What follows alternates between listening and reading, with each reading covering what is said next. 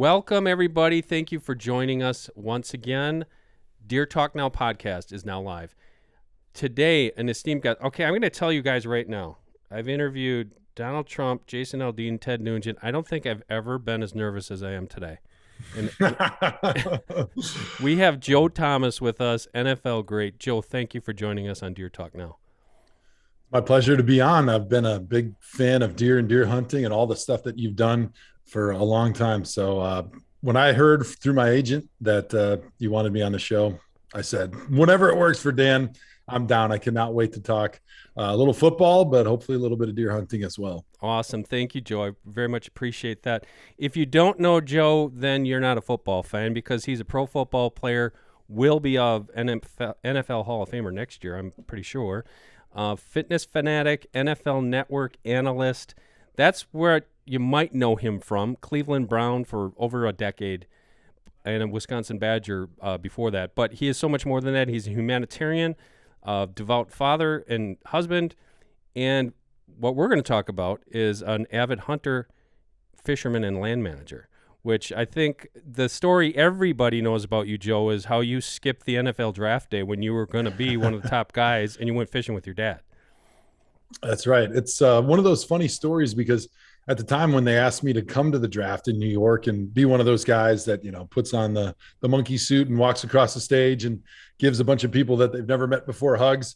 I was like, no, I'm busy. Like for pretty much my entire childhood, Saturday afternoon from somewhere in May through sometime in September, like my dad and I, we've got a long-standing date on the calendar to be out in Lake Michigan fishing.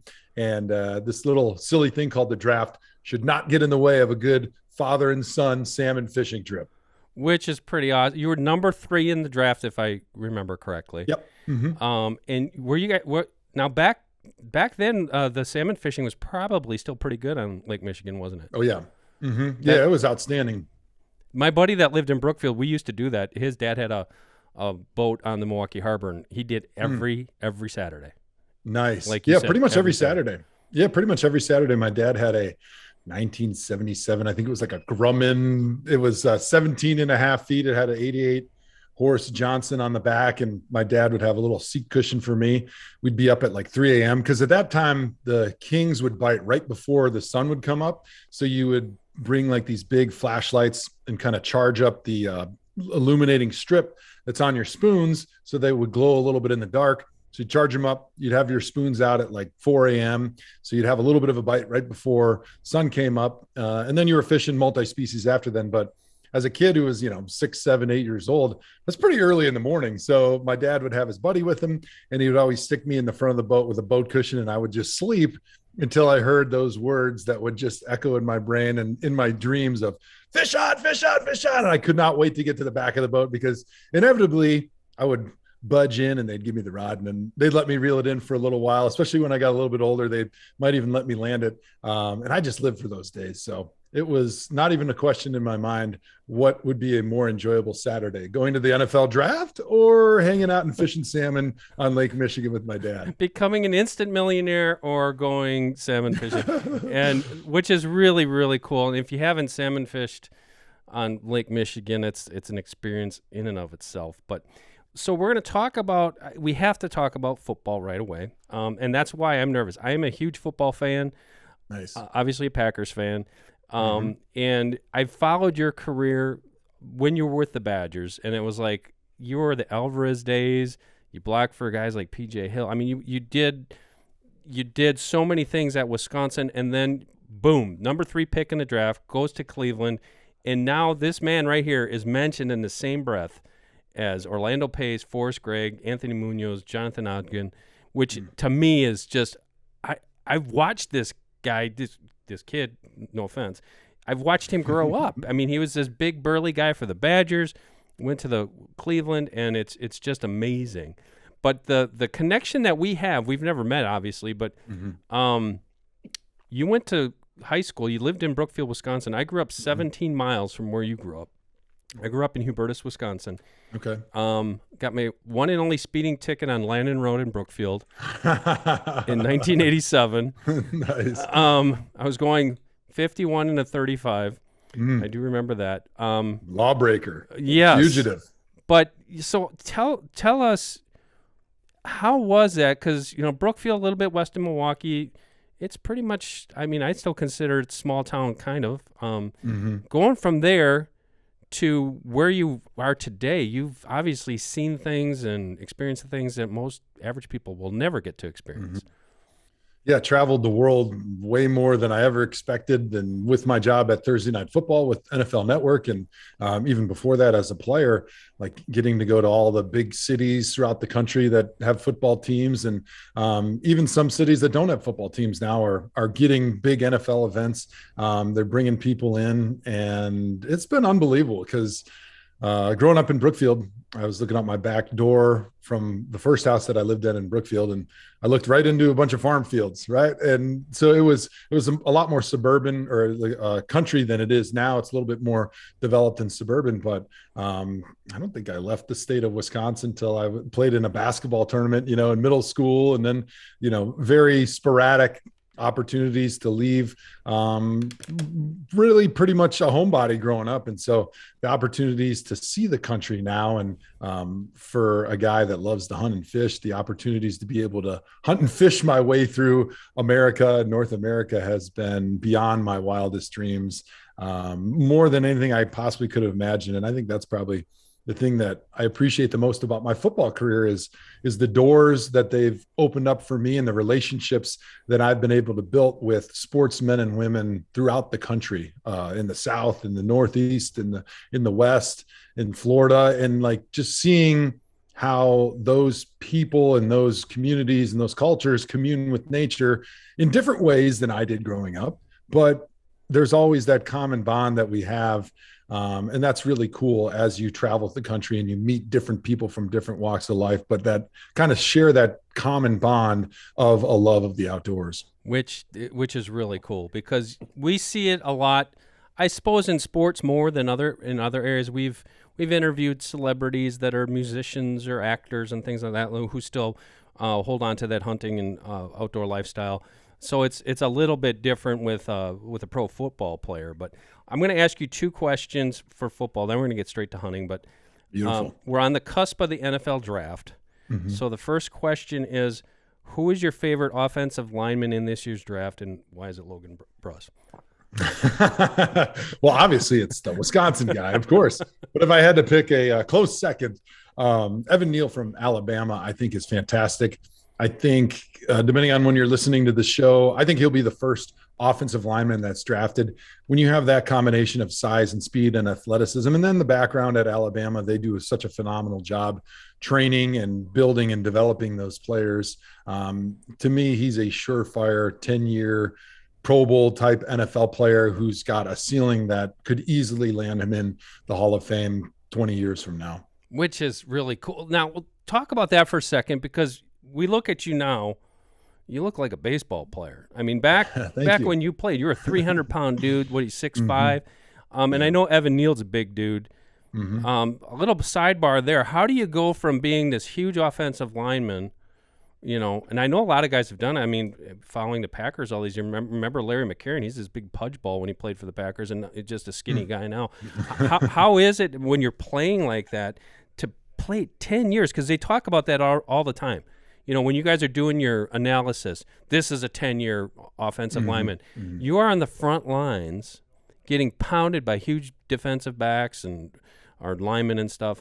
How do you maintain that for such a long time as an offensive lineman? Yeah, 10 years is kind of the benchmark for a lot of guys when they get into the NFL, because that's kind of considered a long, prestigious NFL career. It doesn't matter what type of accolades you get outside of that. Like, you make it 10 years, you've done something right. And as an offensive lineman, being 300 pounds, smashing your head and your skull against other big 300 pounders, pretty much, 6 months out of the year, it takes a lot out of you. And that's actually, I retired due to accumulation of injuries and arthritis and stuff like that after 11 seasons.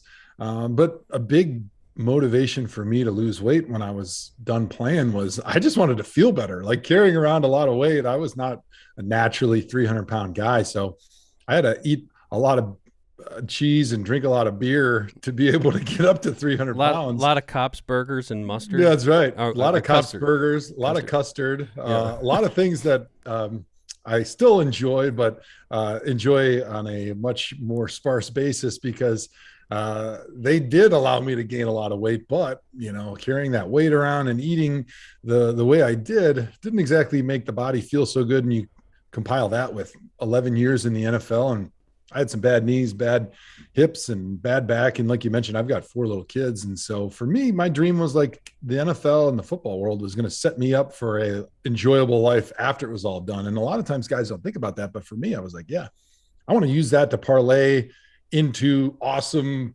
post football life where I can be a father. I can do the things that my dad did with me, take me fishing, take me hunting, take me camping, get into the outdoors. Like I want to be healthy enough to do that with my kids. And so dropping the weight has enabled me to be able to kind of be that father that I've wanted to be. But when you're playing football and you feel like crap, it's a little bit tougher. But, you know, wrestling with my son and taking my kids on hikes and going fishing with them and going to their games and coaching them and doing all those fun things. Like I didn't want to sacrifice that because of what I did playing football, and losing weight after playing has played a huge role in being able to sort of enjoy the fruits of a retirement life after the football game is all said and done. One thing I have to bring up too, for those of you who don't know Joe, this guy they started keeping stats on snaps. He played 10,000 some odd snaps in a row, which was basically 10 straight years, which I cannot even wrap my head around. I mean, we all talked about Brett Favre, never missed a game, which is great. Awesome player, warrior. He was an offensive lineman doing that, which is, so now you can obviously, I mean, you've lost a bunch of weight. You can crawl up in tree stands and your knees aren't creaking. And that's right. You're probably just not painful. I need to get on your program again because the older people are always asking me, you know, what my weight loss program is in the summer. I'm like, all right, wait till it's about 90 degrees. Put all your tree stand stuff on your back, go climb the tree and spend 3 hours hanging a stand. I guarantee you lose weight. I don't care how much you eat. I don't care how much beer you're drinking at night. You can't keep the weight on doing that. You can't keep the weight on. And if it's me, I'll be probably dropping some choice words, hanging the stands. Man. All right, let's take a break to thank one of our sponsors. Today's episode of Deer Talk Now is brought to you by Walkers and the new FireMax Digital Shooting Muff. Featuring all new digital omnidirectional microphones, the FireMax features a slim, low-profile design with rubberized finish. A high-performance digital audio circuit delivers blazing fast reaction time, and the muff's rechargeable USB is good for a charge of up to 150 hours of battery life. FireMax also has a full dynamic range HD speaker for clear and balanced sounds. I love these muffs because it's not just a muff that you wear when you're shooting. You can hear everything. It's got noise canceling, the highest technology in hearing protection. When it comes to your hearing, protect it or lose it with Walkers. For more information, check them out at walkersgameear.com. All right, I'm going to tell you a story. We're going to go straight to the hunting now. You probably don't remember this. A good buddy of mine, actually one of my best friends, his name is Jim Schlender. He used to be the editor of Turkey and Turkey Hunting. You were on a hunt with Mossy Oak and them. Yep. This is right. I don't know. This is probably. I think it was 2007. Right? I think. Was it 2007? Right before I got drafted. That's okay. So that's the story. Yep. So down in El Dorado, Texas, I think is where we were. That place was amazing. You got a good memory then. Okay, so here's the story. For hunting, at least. Mm-hmm. I've hunted there for deer and turkeys. It's man, phenomenal. It's it's a target-rich environment. Oh yeah, especially for bow hunting. But so you're on a plane. 300-pound dude. I don't know how old you were at the time. Probably 25, maybe 24, 25. I think, 22, 23, somewhere in there. Big dude. So imagine this guy, 300 pounds, sitting next to you on this little charter plane, and Jim's sitting there, strikes up a conversation with Joe Thomas. Jim has no interest in football, really. And he's going to kill me for telling this story, by the way.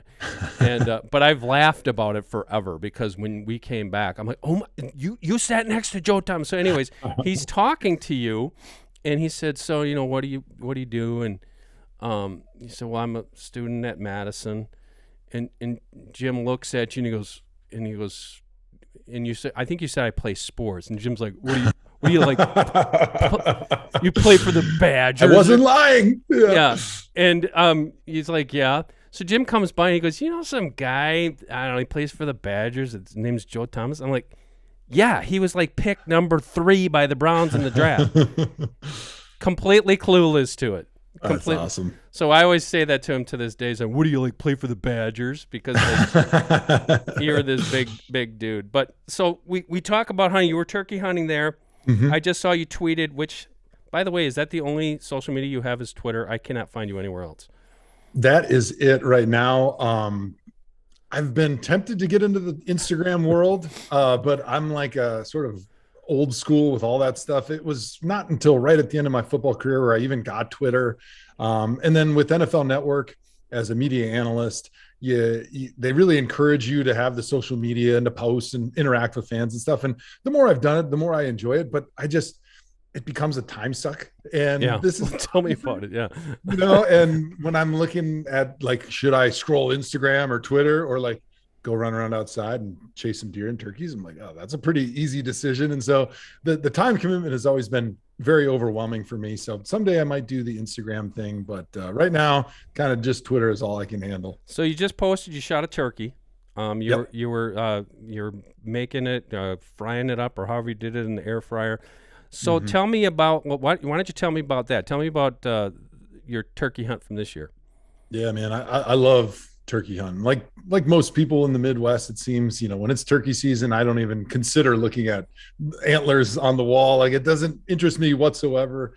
And then deer season, it's obviously the opposite. But for me, I love getting after the turkeys. It was one of the things that I was first able to really get into because with football being in the fall, don't get a whole lot of opportunities to deer hunt. Always loved it, but was never real successful because if you only have a couple of days, it's hard to throw a dart at the dartboard and pick the perfect day and have everything work out in your favor. But with turkey hunting, we have a lot more time in the spring. And so I just loved it. And this year I had the first season for Wisconsin and hunted in the morning, heard a lot of gobbles. It seems like at least in my area, Western Wisconsin, the turkey population has bounced back a little bit after being down kind of for the last year and a half, 2 years maybe.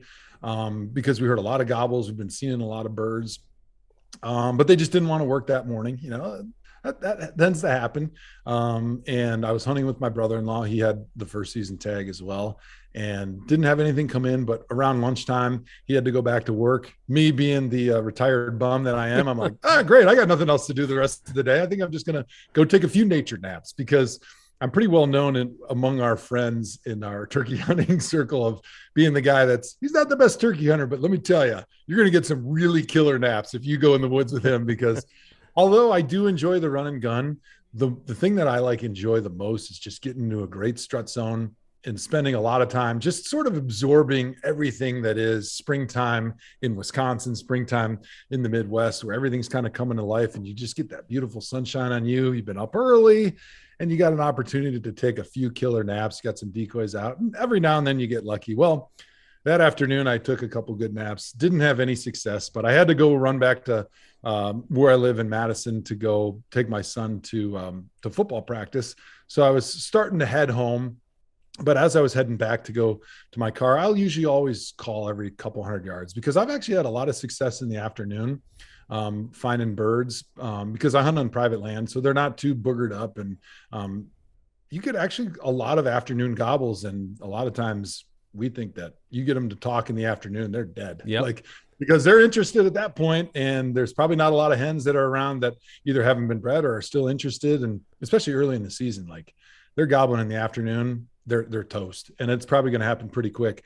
I found in the afternoon later in the year, they'll gobble, but you just got to be real patient, get them fired up, and then just shut up for an hour and a half, 2 hours, take a good nap, and they'll probably show up because the curiosity will kill them. But this being early in the season, I was walking down the road, struck up a bird. I quick hit the deck, went found some bush that I could kind of hide in. And as a big guy, that's not always the case. It's not always easy to find things that can hide me. It takes a big tree. But I was able to kind of hide into the bush, and I gave it a couple minutes.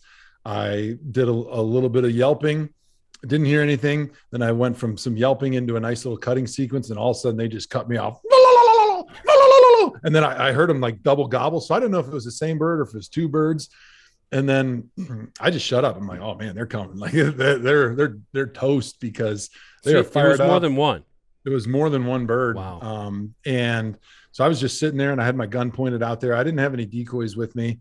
So I knew that they were going to come to kind of where they thought they heard that hen. And with as good as turkeys are at pinpointing where that call came from, I'm like, I need to be ready like immediately to shoot these things, because there's nothing to take their eyes off of where they think that bird should be. And sure enough, within about 30 seconds, all of a sudden I see this redhead pop up. He's just kind of looking around, and he's kind of going into that half strut. I can start hearing him. He's giving a little bit of a drum. And then all of a sudden he's got two buddies behind him that are kind of following him. You could tell he was the boss bird. So he comes in, and it's so funny because you do hear those stories about how good turkeys are at pinpointing exactly where they heard that call. And sure enough, it wasn't within 1 or 2 steps of where I was standing when I called that lead bird came to. He stood there, he looked around, and he kind of like was in a half strut. He put his tail fin down, and all of a sudden he turns and he starts walking away because he's like, she's not here.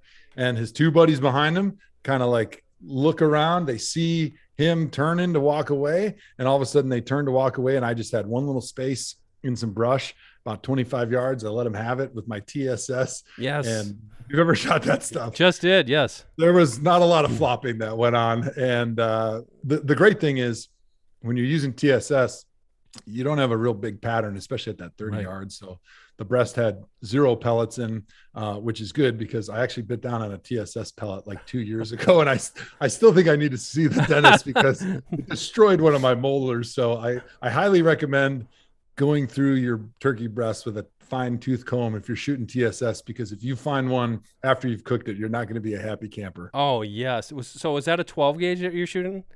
Yeah, I shoot a 12 gauge. Actually, I've got a Benelli Super Black Eagle that I like to use, but I wasn't using that one this time. I was using a Mossberg. I've got like a cheap Mossberg that I just really like because it's got a real short barrel on it. I've got a turkey choke on it. It's got a pistol grip, which I really prefer when I'm turkey hunting. And I got a sling on it, and it's kind of bulletproof. It's kind of indestructible. So I wind up taking that because I'm pretty hard on my equipment. As my friends will tell you, like I just kind of like throw my stuff pretty much everywhere, and like it goes in the back of the vehicle and it gets beat up pretty good. So having like a durable shotgun, especially when I'm turkey hunting, you're crawling through stuff, you're running and gunning, or you're just kind of being lazy with your gear. It's nice to have a shotgun that you know is going to work no matter what you put it through. It's funny you mentioned that. I shot mine opening day as well with a Mossberg 410. First time I've ever used a 410. Kicks, choke, and TSS. First time I've ever used that stuff. My buddy JJ Reich at Federal, he's been telling me all these years, you got to try it, you got to try it. I'm like, okay, fine, I'll try it. You are not kidding. I mean, it is ridiculous. Instantaneous. And that little 410 I mean, it was 40 yards. I mean, it's unbelievable. Oh, yeah. Unbelievable. Yeah, you get at least 10 more yards, I think, on any gun you're shooting when you're using that TSS stuff. I was always a heavy shot guy for a long time. I used the heavy blend, like the 4, 5s, and 6s, or 6, 7, 8. I can't remember exactly. And they were great. Like there was not turkeys that were flopping and running away all that often with that stuff. But the TSS is just one step above that. Unfortunately, it is also one step above that carving out of your bank account, because it's like $10 a round when you're shooting that stuff. So you don't want to spend a lot of time at the range sighting that baby in. You want to have one shot and then be good for pretty much ever. So turkey hunting, obviously you're about as passionate as anybody with that. Love it. Deer hunting, I know that you have property, you manage it, and you pretty much bow hunter. I know you probably do both, but I know you're really into bow hunting. Tell us about that. Yeah, I think bow hunting's probably my pinnacle passion. If you had to ask me, like, all right, you're going to the electric chair in 2 days, you got one day to hunt, what are you going to do? I'll be like, all right, I'm bow hunting in Wisconsin. Like, that's pretty much without a doubt. And hopefully it's like October 29th or like November 2nd or somewhere right around the end of October, beginning of November. A cold front just came through life is good, high pressure, everybody's happy. I can die a happy man the next day in the electric chair. So I've had a passion for hunting for a long time. Didn't have success as a bow hunter until middle of my NFL career because it's kind of hard. Like it's not so easy, especially if you only have a couple days being a football player. How do you even do that during the NFL season? It's tough. I mean, so in the NFL season, the way it shakes out is usually the bye week, you get 4 or 5 days off. So I would try to schedule, like, especially if our bye week was in a good time of the year, like that end of October, November timeframe, where I could get back to Wisconsin and get into a tree stand for at least 2 or 3 days and just commit to, some all day sits. And I had some success doing that.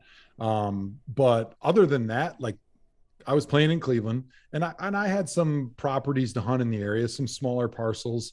And I ended up shooting a deer 1 year that I was out in Cleveland, but 1 year out of 11 is not exactly a great batting percentage because it's tough because you get Tuesdays off, but the only time you actually get time off on Tuesdays during the NFL season is if you're not injured. Because if you're injured, you have to come in and you have to rehab your injuries. And especially later on in my career, I was always injured. I was always in there rehabbing something. So you really don't have a lot of time away from the facility to really do anything. And for me, if I wanted to come back to Wisconsin to hunt, it really had to be that bye week. And so you kind of had to get lucky and have a bye week that was really kind of end of October, early November. And that was funny because the schedule for the NFL is coming out here in another couple of weeks. And a lot of guys, they get excited to see, all right, where are we going to be playing next year? Where's our home games? Where's our away games? Who am I going to be playing against? Is it going to be turf? Is it going to be grass? Is it going to be cold? Is it going to be hot? For me, I was just like, when's my bye week? And I hope it's around November 1st because that's like the most important thing that happens during my fall football calendar is having time to refresh and to go sit in a deer stand, preferably a bow stand, somewhere in the Midwest. What do you shoot for your equipment for bow hunting? So I was a Mathews guy for a long time, still love Mathews. But recently I got into PSE. I'm like the opposite of an equipment geek. I shoot a PSE bow. That's about all I can tell you about it. Oh, cool. It's a nice bow. It shoots great. It's quiet. It's about 80 pounds. So it's a little bit of a heavier bow. Wow. But being a bigger guy, it's no problem for me to draw back. It's a little bit louder, but having that extra weight for me, I appreciate it because then I don't have to worry quite as much about ranging. I had some issues when I was still playing. I was shooting, this was several bows ago, like, 2010-ish.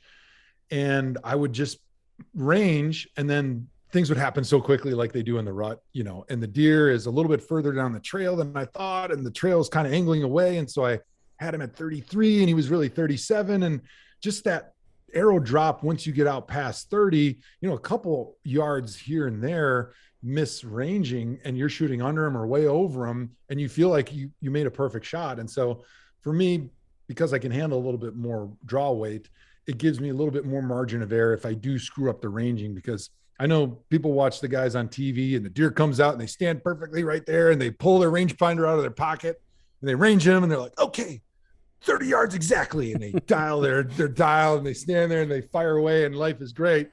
I've never seen that happen in the Midwest woods. I'm sure maybe it's happened at some point, but I don't think I've ever had the opportunity where a deer just like meanders down the trail and gives me time in Wisconsin during the rut to range him. So I'm ranging it when I first sit down, or ranging everywhere I think they're going to be. And then once they come out, all my focus is on trying to be able to draw without getting boogered and having that deer leave, and being able to find a spot where I think I know where he is and get him to stop and try to get that shot off, which is not easy. So like I said, shooting a little heavier bow, I like that because there is more margin of error built in if you do mess up on guessing exactly what that range is. Which is 80. I'm shooting 55 now. I've zoomed it way back. Nice. First bow I ever shot was a PSE. And I actually got to hunt once with the Mossy guys and Pete Shepley, founder of PSE, nice, at that same place where you guys were. But nice, this would have been, probably 25 years ago at least. But that's a cool story. Joel, okay, let's talk about your hunting land. Tell me about, what type of land do you have? And I know you do this. One of the cool things I found on your Twitter page, somebody had tweeted, I think it was one of your colleagues, buy an Apple Watch or die in the woods. And you replied with a video, hinge cutting. It's either a big maple or something, dropping it in the woods. So I know you're doing a lot of land management. Yeah. Yeah. I've got a farm in western Wisconsin in the Driftless area. And when I first came into the NFL, my agent's like, what's the one thing you want to get out of this career? I say, well, the one thing I want to be able to walk away with a farm, some hunting land. Yes. That's paid off. Like that is my dream from when I was a kid, because I grew up in Brookfield. We didn't own any hunting land. There was none in the family. And my family was more of a fishing, camping, outdoors family. And I got into hunting because a friend of mine, who's still one of my close friends to this day, who we still share bow camp with every fall. We share turkey camp with every spring. His name's Sam Donaldson. Him and his family had 80 acres in Trempealeau County.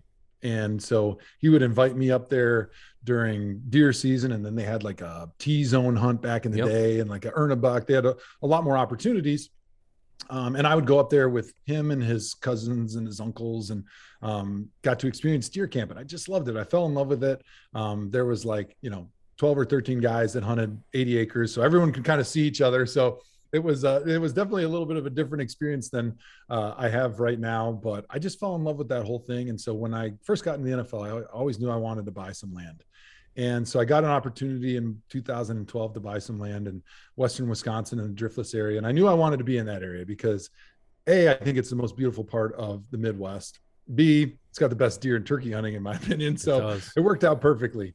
And it's got great soils for farming and for raising cattle, which I do now. So it was the perfect opportunity. And so my kids love coming out there and mushroom hunting in the spring. Oh, cool. Starting to take them turkey hunting.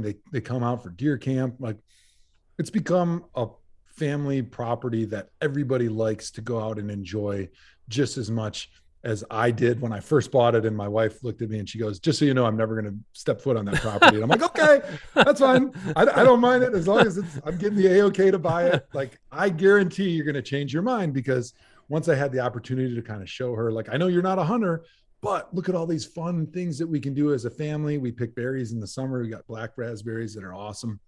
And there's so few things I think that you can do as a family with little kids that are just toddlers, or my 90-year-old grandma. Like we all go together, we go out in the woods in the spring and we look for mushrooms and we have picnics and just enjoying nature like that. There's not that many things that everybody can enjoy in the family, no matter how old you are or how good you get around or how much you love hunting or fishing or you don't. Like to be able to do something like that as a family, to me, that's really special. Making those memories together in today's technology age when most kids want to just sit behind a screen and play a video game. It's really special. And I think my wife has appreciated that and she's seen that. And now it's like our favorite place as a family to be able to go and get away, especially during COVID. We lived out there once the kids' schools shut down. We lived on the farm for like almost a year. Wow. Because we were doing homeschool, and that was a hell of a lot better to be than try to be in the city, because you couldn't do anything. You were locked in your house, but out there, you were running around outside with nature, hunting, fishing, doing fun stuff, being a kid. And it's been so special. And you talk about land management, like my wife's always making fun of me because she's like, is all you ever think about deer hunting? Like literally. And I'm like, well, I don't want to admit it, but yeah, it kind of is, like, because literally year round, I'm just like constantly thinking about, all right, what are the little improvements? What are the tweaks that we can make to make this thing better? To make it better for hunting, make it better for wildlife, to make it better for just the land for the next generation. And it's such a great obsession to have, because it's fun and makes you excited to get out of bed every single day. That's why I'm slouched over today. I just planted a huge apple orchard yesterday. And, nice. And I'm crippled up. So I know that you bought that, I think you said 2012. Yep. About 2 years later, the headlines from the Milwaukee Journal and some other places, former Badger faces massive fines from the DNR for environmental infractions. Walk us through that, because I know I'm going through almost a similar thing right now. But tell us what happened with that. Well, it's kind of funny. Faced with defending yourself against those headlines, no matter what you say, you're going to sound guilty. Yeah. We had a teammate at Wisconsin, Anthony Davis, great running back, and he was a prankster. He was one of the funniest guys I've ever played with. And he loved making guys uncomfortable, especially freshmen, right? So as the freshman, his big joke he'd always get guys with is he'd like come up to him, and everybody knew who AD was at that time. He, led the Big Ten in rushing for a while, but he'd always go up to like the young freshmen, especially the white guys, and be like, "Hey, have you told coach yet that you're a racist?" And, like, how do you respond to that? Like, I'm not a racist. Like, try to defend yourself against that. It reminds me of like trying to defend myself against these headlines because I come off the practice field, and we always do media press after practice. And of course, there's a huge group of people in my locker. I had no idea what it was all about. But this is when you were with the Browns. This is when I'm in Cleveland with the Browns. And what ended up happening is, so I bought the property in 2012. There was a number of old buildings because the property had been in the same family's hands for about 150 years. Basically, they kind of essentially settled the property. And there was a number of buildings over several decades that were in various stages of disrepair. Lots, as you can imagine, a farm that has been around for a long time. Had a lot of dump sites, where you just take your old tractors and whatever else and just push it into a corner and forget about it, right? So I took it over, and I had this grand vision for a property. And one of the things I wanted to do was recycle all the old metal that was still there, take all the old wood that we could use. There was a guy in the area that would come in, and he would disassemble all the old barns that we couldn't keep, that were in shape that you couldn't keep it around because it was just dangerous to have kids around, right? They were, kind of falling apart and stuff. But I wanted to recycle the wood, and I wanted to use as much of the old buildings as I possibly could. So I hired a guy to come in and scrap the metal. I hired a guy to come in and scrap as much wood as possible. And then I saved a bunch of the old wood, replaned it, and then used it to put wood floors in my house, in the farmhouse. And then I used some of it in my workshop to put wood on the walls to kind of give it like a beautiful accent for when I was hanging my deer. And then I had somebody come in, the same person, to help clean up all the dump sites and stuff. So in the process of cleaning all this stuff up, the contractors that I had hired did not get all the proper permits to do this stuff, right? And so what happened was I don't know if the DNR was just driving by and saw like a bunch of heavy equipment and came over to see what was going on or what, because I wasn't there. This was during the football season.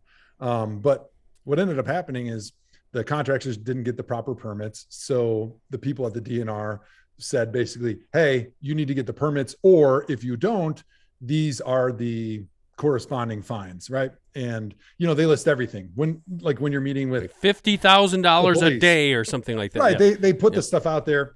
So one of the buildings, we had a couple old like machine sheds that were in the floodplain in the valley, because if you know the driftless area of Wisconsin or any of the driftless area in the Midwest, like you've got these big deep valleys, you've got these big bluffs. A lot of the valleys have ditches that are intermittent streams. Sometimes they're navigable, sometimes they're not, but either way, they're still in the floodplain. So you need to get different permits to be able to do anything in the floodplain. In order to take down a building, whether it's a doghouse or an old machine shed, you have to get an asbestos abatement permit. So there's all these permits that these contractors were supposed to get that they did not get.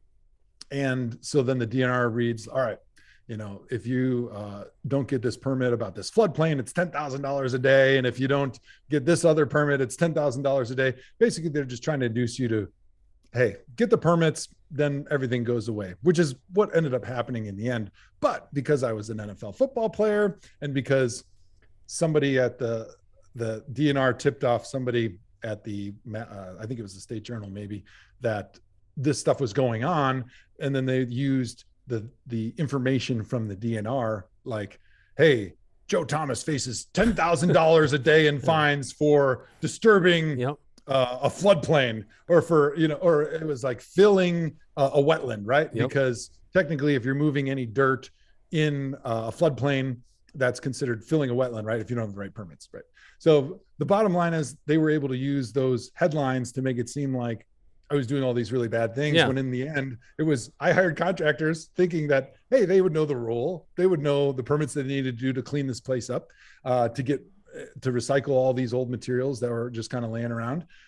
They didn't, but once we met with the DNR and the contractors got the proper permits, everything went away. There was no fines, there was no issues, and we've had a great relationship ever since. But it is funny because no matter what you say, everyone's like, it sounds like you're guilty. Of course. Once the article is written and they use a public figure's name and they use potential thousands of dollars in fines for these violations, they're like, everyone in their mind's like, oh yeah, he's guilty. He could spend 20 years in prison for, that's right. And it's like, I was actually just trying to clean up all the waste that was on the property and recycle all the old materials. I was doing the right thing and I got in trouble for it. So the retraction from the DNR was always a lot smaller than the initial headline, of course, but we're friends now. And I've done a number of projects on the property to improve wetlands, to create new wetlands for ducks and for salamanders and turtles and frogs and stuff, and things that I enjoy going and catching with my kids now. So in my mind, the property, and I think in the DNR would agree, the property is in a much better state for wildlife than it was when I was getting in trouble and trying to clean it up. Much better. I'm going to keep mine really short. I'm going the exact same thing right now. Bought a place last year, just a very small acreage with an old barn, and trying to do the right thing, hauling out, truckloads and truckloads of tires I've been finding in the swamp and old garbage. Like you said, back in the day, apparently that was the thing. Just take all your stuff and throw it in the woods. But there's a teaching lesson there, I think, for everybody, is that even though you think you're doing the right thing, you better check, especially if you live in a wetland area. So tell me about the deer hunting. I know you've done a lot of work on it. And Trempealeau County, everybody talks about Buffalo County. I've been to both. Trempealeau County is right up there with Buffalo County as far as just awesome deer hunting. What have you experienced so far since you've done all this work?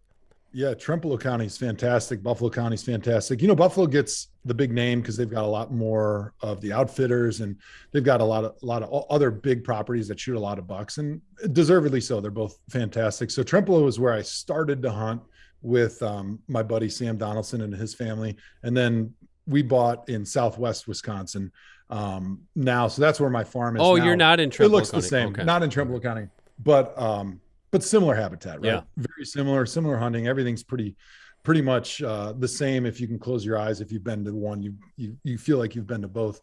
And I've done quite a bit of habitat work because like I said, that's all I think about pretty much year round. And one of the things I really enjoy, especially since I've retired, is getting in the woods in the winter when there's not as much else going on, putting a chainsaw in your hand and feeling like you're making progress towards your goals of constantly improving the property. So we've done some logging. I've done a number of areas of hinge cutting to try to steer deer, but also regenerate early successional growth. We've planted native grass, we've planted native flowers, pretty much everything you can possibly imagine, food plots, that pretty much anything you can possibly imagine that people might suggest in the Midwest to improve a property, we've worked on it. Have you had any problems with, I know that there's chronic wasting disease in some areas of this western Wisconsin. Have you had any problems with that at all in your area? Yeah, we've shot quite a few deer that have CWD. I think at least where we are, especially, it's the phase where it's trying to learn to live with it. I sometimes when my friends are talking to me about it, because we've been in the chronic wasting disease area since I bought the farm, even before, like 20 years. Yeah, it's been there. And if they've been hunting up like Buffalo County or some of those areas in the northern part of the state that don't have it, they always want to know, what's it like? You seeing all these deer walking around like zombies and stuff. And I tell them, like, it's a little bit like the COVID right now, where you're kind of in this phase where you just have to learn to live with it, right?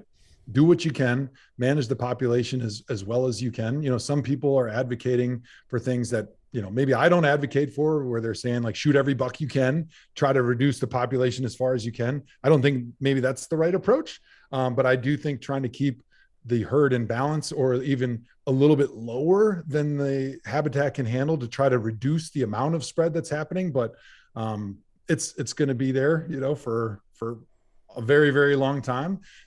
We shoot some deer that have it. We shoot some deer that don't. So you're getting them all. You're getting all your deer tested then? We get all of our deer tested. Yep. I think that's probably the right approach, especially where we are with the amount of CWD that is around. I will say this though, and this is just anecdotal, and I have seen some studies coming out that are sort of backing it up, but I don't see, and we've got a lot of cameras that we run year round. I don't see a lot of deer that look sick, that act sick.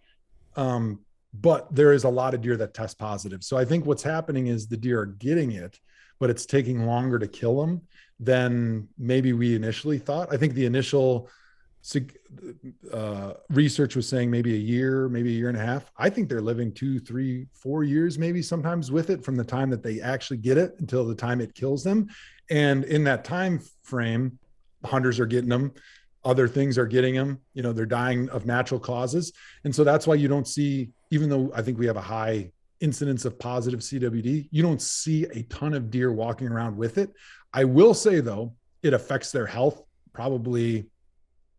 So if they get it, let's say as a yearling, and it would kill them as a 4-year-old or a 4.5-year-old, it seems about 2.5, 3. So after having it for a couple of years, I start noticing maybe not body size, but antlers, they start to look different. They start shrinking up because it makes sense, right? If a deer is less healthy, it's not going to put those resources from nutrition into its antlers. It's going to preserve it for its body and its bone first. So we do notice it affects the antlers in a way that it stinks, but it's part of learning to live with it. And I think one of my big takeaways being in the CWD area is, and especially after hunting in Texas and in other parts of the country, where they may have very strict requirements on, age of harvest, size of antlers and things like that. I've tried to manage my own personal property much more with an old school, like enjoyment fun approach, because I always say, let's keep the main thing. And if I'm hunting with my kids and my friends and my family, and they go out and there's a nice buck that walks by and it would make them really happy to shoot it, like, I'm not going to get boogered up. That's cool. Getting all upset saying, oh, that was only a 3-year-old, or that was, a 4-year-old and we were trying to save him. Like, because the reality of the situation is we have CWD all around us, and you have no idea which deer have CWD, which deer are going to make it, which deer are not going to make it. Would I love to see all my deer go to 7.5, 8 years old? Yeah, that'd be great. But it's just not the reality of our situation, which, as I think about it, I'm like, that's not the worst thing in the world, to just kind of have hunting deer for the enjoyment of hunting deer, kind of like I did when I was a kid and I saw a doe run by and I'm like, holy cow, that's a deer. This is amazing. I want to shoot it. Like, keeping that and then still having some nice deer run around, I think is awesome. And I that's kind of where I have settled with the whole CWD thing. Has it affected the way you, first of all, I wanted to ask you, with the deer that you've been seeing test positive, have there been younger deer in there that you've said, oh my gosh, this yearling has it? Or we haven't shot any like yearling bucks. We've shot a couple like 2.5-year-olds. They haven't had it. 3.5s have had it, and so on. So I don't doubt that there's some younger deer that have it. We've had some younger does that have tested positive. But for the most part, I would say that the friends and family that hunt on our farm, they're not shooting yearlings. Like, we've had some, like the old 18 inches, about outside the ear. Like, that's kind of what everyone is kind of looking for, maybe a little bit more. And they know that the potential is out there. So most people are kind of waiting for a little bit bigger racked animal. And so we aren't testing as many younger bucks, which it seems like our buck incidence of CWD is a lot higher than our doe incidence, which matches the research. Yep. But definitely the older the deer, the much more likely that they will have CWD. Especially the older bucks. What about venison? Has it affected the way you look at eating venison? It has. And it's kind of sad because you were talking at the beginning of the podcast about me shooting a turkey last week and cooking it up. Like, one of my big passions after I retired from the NFL was learning how to cook. Because I didn't know how to cook at all. My wife did all the cooking, and the cooking that she didn't do, like, I was eating at the facility in Cleveland because we had this great meal hall and they would do all the cooking for us. And so when I retired, like, my wife just had our 4th baby and she was like, all right, your turn. Go in the kitchen and figure it out. And I really poured a lot of passion in it because I always like to eat food, but I didn't know how to cook it. And so learning how to cook and then learning how to cook wild game has been a big passion of mine. And now my challenge is always like anything that I catch or I kill, like how do I make it good enough for my kids to eat it? Because they're the ultimate litmus test, right? Because like you can give it to your buddies that are hunters and they'll eat just about anything, but you got to find a really good way to make some stuff that's really gamey or really fishy, tastes good, that you can feed to your kids. And that's been a fun challenge for me. But with the venison and the CWD, there's obviously a lot of concern. I know that the research suggests that it doesn't pass to humans, but there's also a lot of questions of, well, what about eating CWD meat now? How is that going to affect you 50 years from now? Because we don't really know what the long-term implications are. So you try not to eat it, obviously. And I think it degrades, to me, the value of the hunt a little bit, knowing that the deer you shoot, that there's sort of this building effect of emotions when you go through a hunt, right? As you're hunting, like you're building those emotions, and the deer comes out, you kind of get that pitch of anxiety and excitement. You kill the deer. There's that natural, like, emotional roller coaster that you go through when the deer is on the ground. And then once you pull out your knife and you're ready to gut it, now your mind is fully focused on, like, let's turn this into venison. Let's turn this into delicious meals for me and my friends and my family and me. I'm thinking of all the ways I could cook it, and they can be impressed with all the unique techniques that I'm going to use. But I think knowing that there's a chance in a couple of weeks I'm going to get the test back and now I'm going to have to throw all this meat away. There is like a little bit of a tempered excitement when I am on the ground now with that knife in my hand. And it is a little bit sad because I have thrown away a lot of venison that has come back and tested positive. But you have been, so from what correct me if I'm wrong, you're doing it like most people I know that live in a CWD area. You shoot a deer, you get a processor, you process it yourself.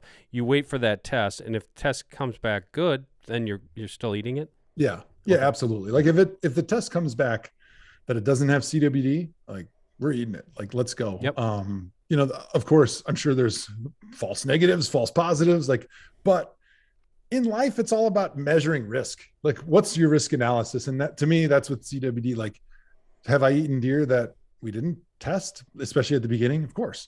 But you know what? There's some risk that you accept in life when you climb up into a tree stand and you go hunting. It's the same risk that I accept when I eat venison because I like it. And you know what? Maybe somewhere down the line, they're going to find out some bad things. But hey, you got to live your life. You got to enjoy your passions. You got to try to manage it as much as you can. But you know what? I still walk out in the woods with a chainsaw in my hand. That's probably a lot more dangerous than eating any amount of venison that has CWD, based on everything that I've read. So we get them tested, and if they're good, they're going to be in my belly. That's good. These guys shake their heads at me because I always bring up the parallel. Did you you went to the grocery store? Did you test your strawberries for paraquat? And they're like, what's that? Well, that's a thing that they put on strawberries. Well, no, I didn't. Well, so that's how I look at it. But I mean, especially if you're living in a CWD area, I think that program that you have is perfectly, I mean, you can't get any more solid than that. Yeah.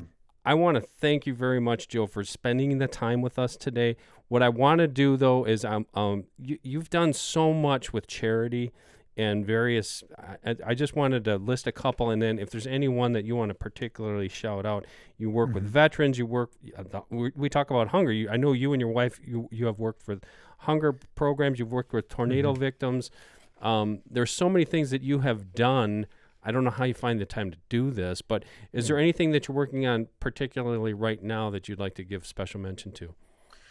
Yeah, there's a organization called Team Rubicon, which works with veterans, and they take veterans that are coming back from war, they put them into teams, and they get other civilian volunteers, and then they deploy these teams to disaster areas. In the United States, a lot of times it's tornadoes, it's flooding, it's natural disaster type things where they have the expertise and the training with their military background to be able to handle a lot of this stuff. They understand the teamwork that is involved in it, and you combine them with civilian volunteers, and they're able to be very highly effective to go in and give immediate relief from a lot of these disasters. And it's kind of two-pronged, because not only does it help the people on the ground that are dealing with these natural disasters and the cleanup, but also it gives these veterans that a lot of times when you come back from war, I've been told, you feel like you've lost your family or you've lost your team especially when you were deployed overseas,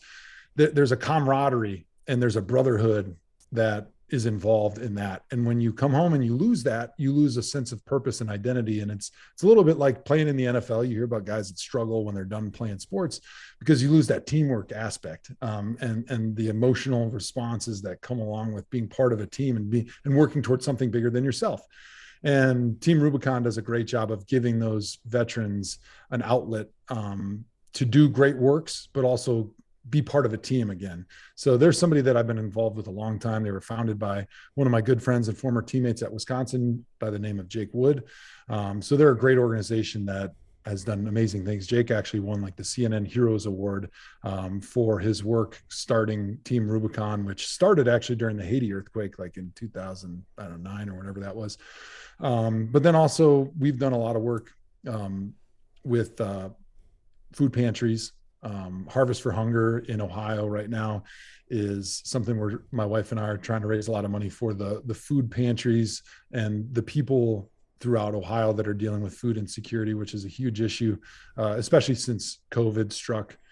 It's been even bigger of an issue than it normally has. So that's another charity that we're really involved with. So that's awesome. A lot of good stuff out there. Very, very admirable. And I also know that you have your podcast. I forgot the name. It's Tomahawk Football Show. You can get it on Amazon Music. It's strictly football. So if I'm going to be listening to it now. You're talking hunting. I didn't even know you had it until I started researching for this podcast. I'm like, well, that's when I have to listen to, because I watch NFL Network every single morning. Good Morning Football is the only thing pretty much I watch. So it's you got to tell those guys. I need to find out which one has the best draft analysis though, because I'm trying to pick. I don't know if it's Kyle or if it's the other guy. I can't remember, Peter. One of those guys. I don't know which one's the best one, but they're both pretty sharp. I love the NFL Network. And actually, you are working. You said, is it Thursday Night Football? Yeah, so it'll be interesting what happens this next fall, because Amazon just bought Thursday Night Football, but Thursday Night Football used to be under the umbrella of the NFL Network, who is my employer, and I was doing the pregame, the halftime, and the postgame show for Thursday Night Football I did about 3.5 years. Oh, okay. And that's kind of up in the air still then, or? Yeah, they're still trying to figure out what they want to do with their team with Amazon. So I didn't even know that. I didn't even know. Yeah, it's it'll be interesting because Amazon, it'll be all streaming unless you're in the local market, and then you can find it on regular TV somewhere. But that was Amazon's big thing: get people to come to Prime Video, to subscribe, to be able to. Went after the NFL on us. Dang it! Yeah. Here I'm old school. I don't have Dish Network or anything. I basically have, what is it, Ian? Is it Hulu or whatever? I give you HBO Max and you don't use it. I don't use it. I haven't watched anything on it. I did watch the Theranos thing, but I think whatever.